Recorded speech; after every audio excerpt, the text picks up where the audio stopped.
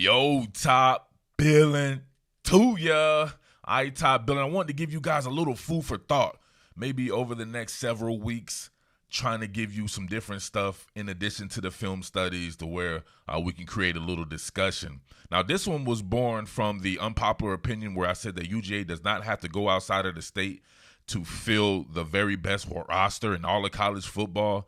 And you had some people saying like, Georgia football is pretty good and this and that. And I'm like, no, Georgia football is extraordinary. It is off the chain. I can build a championship roster with kids who did not go to UGA that are from this state. And I think it would be perhaps the very best. No, I think it would be the very best roster in all of college football.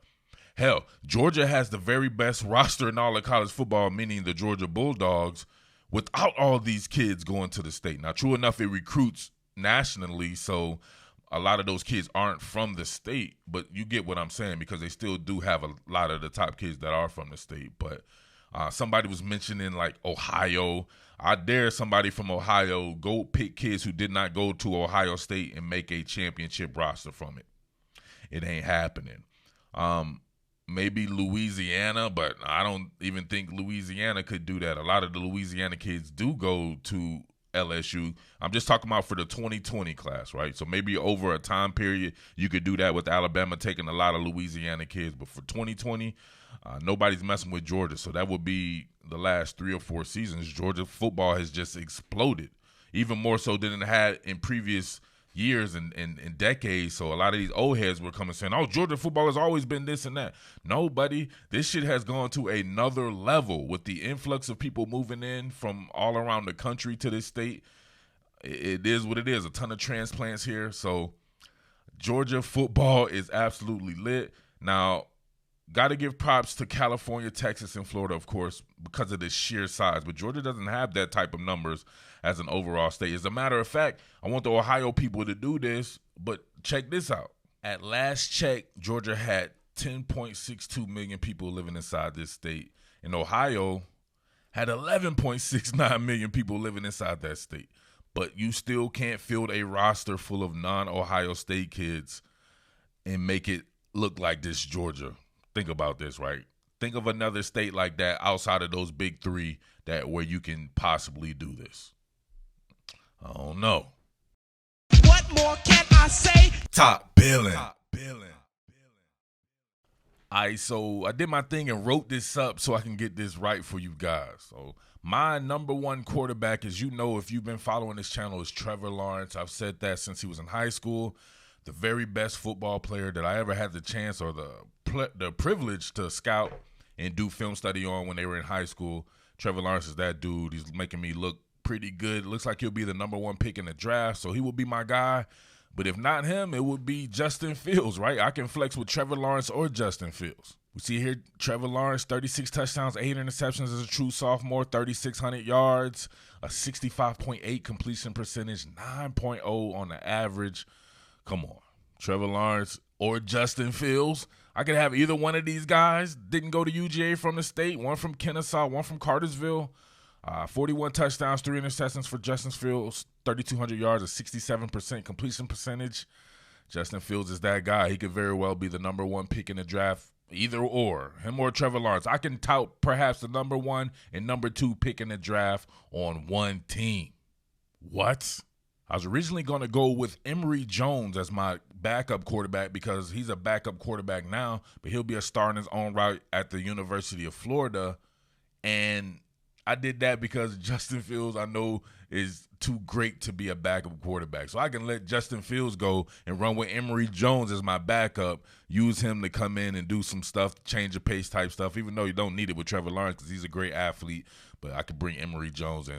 But I can flex and have all 3. Because that's my prerogative. So I'm going to take all 3. Who has a QB room like that in the country? Nobody. Not one team has a number 1 and number 2 or either way you flip it, draft pick on their team at the quarterback position.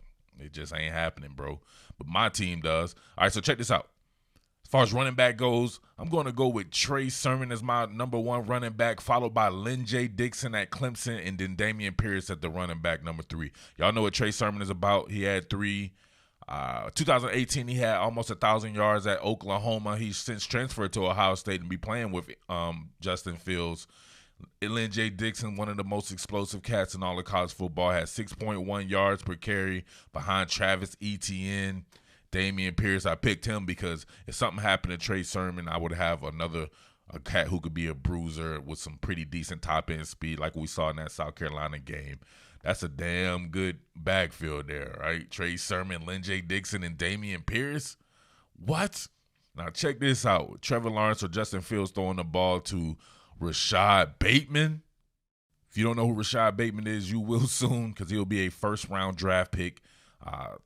Lowly touted individual out of Tifton, Georgia. May have been like a 3-star, something like that. All he does is go to Minnesota, and he's looking like he's going to be a first-round draft pick. 60 receptions for 1,200 yards, 11 touchdowns, averaging 20.3 over there in the Big Ten. Man, Rashad Bateman, 6'2", 210. I can play him inside or out depending on what I want to do. I want to have kind of a LSU 2019 LSU receiving course with a bunch of bigger receivers and be able to flip each other's style and play all over the formation. So Rashad Bateman, my wide receiver number 1. And my boy TNT, Tamorrion Terry, the most explosive receiver, I think, in college football, especially for his size, being 6'4", 210 pounds. He also has 60 receptions, 1,188 yards, a 19.8 average with 9 touchdowns. Man, nobody knew about Tamorrion Terry coming out of college with Florida State. In his 2 years, man, all he has done is average 20 yards per catch with, a team that hadn't been doing very well, especially on the offensive side of the ball. We're really on both sides of the ball that needs to get back to being what it is. But Tamorrion Terry is definitely that dude. I can see him being a first-round draft pick as well, especially when he goes to the combine and absolutely kills it. So those are my top 2. I'm going to go with a young boy right here. That's my boy, Jaden Hazelwood. Been around this kid quite a bit. He's the best wide receiver that I've seen. Could nobody stop this kid. Can't be guarded. He has some flashes there, but nobody's going to ball out with CeeDee Lamb, the best wide receiver of 2019, in my opinion, on their team. So it'll be his time to shine this year, but unfortunately, he tore his ACL. But whenever he comes back, man, he's going to kill it. He's a 5-star cat. So that's, 3 5-stars already on my squad. 2 at the quarterback position, Lawrence and Fields, and then a third one right here in Jaden Hazelwood was a top 5 overall player. I could play him on the inside or the outside, do it just like LSU right there. Jaden Hazelwood, Rashad Bateman, and Tamorrion Terry as my wide receiving core. I don't think anybody's messing with that, man. Maybe LSU, but who else? Come on, man. All right, this kid is my tight end, my 5-star tight end. So what's that? 4 or 5 stars on this team already. He will be a 6'5", 253-pound freak. Eric Gilbert, the number 5 overall player in the 2020 class as a tight end. Come on, top 10, no matter how you put it, top 115 all-time player. Eric Gilbert is going to kill it at LSU. He stepped right in for Thad Moss and absolutely deliver right away. He's that good. All right, moving on to where the sausage is really made. People don't be thinking about the trenches. I got a couple of future superstar in the trenches here. One being left tackle Wanye Morris at Tennessee, another former 5-star. We see him right here. He was a number 28 overall in the 2019 class, ended up starting just about every game as a true freshman at the University of Tennessee. That man is the truth. Wanye is the absolute truth. I saw him come into his own. I think he's going to be a superstar. To me, he's a potential top 5 overall pick in the next couple of seasons. Another one would be my center, Harry Miller, also of the 2019 class, another 5-star. Harry Miller, I think maybe he's going to play guard at Ohio State this year. I expect him to start this year as a redshirt freshman. And he's going to be very good. Ohio State does very good with their interior offensive linemen, and he's going to be no different. So another 5-star cat like that. And then around those two would be Ja'Kai Clark out of Grayson. Started the final 12 games as a true freshman at Miami. Ja'Kai Clark is an animal. And then Dylan Wonnum, who I could play at right tackle, but I have another right tackle who I think could more be a tackle-only type prospect. But Dylan Wonnum, I could slide in the guard. We know him,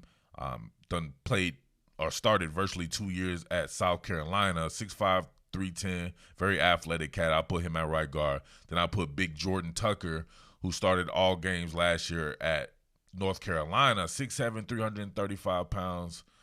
Man, these boys are nasty and talented. Along with that wide receiving core and those cornerbacks and the running backs. Come on, man, who's messing with that? If we're talking about for depth purposes, I have more guys like that. We can go into it, and I'll go to defense as well, which I think will be at least a top 10, top 15 type defense.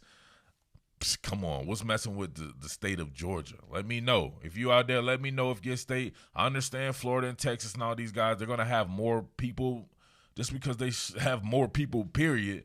But as far as per capita, who's better than Georgia? Just let me know out there. What do you think about this particular team? How far you think a team like this would go? Maybe you don't think it wins the national championship. And guess what? I'm going to call this team. I'm going to call this team, you know what I'm going to call it? I'm going to call it Georgia Tech. Imagine if this was Georgia Tech's roster. Imagine if all these guys stay home, it went to Georgia Tech that didn't go to Georgia.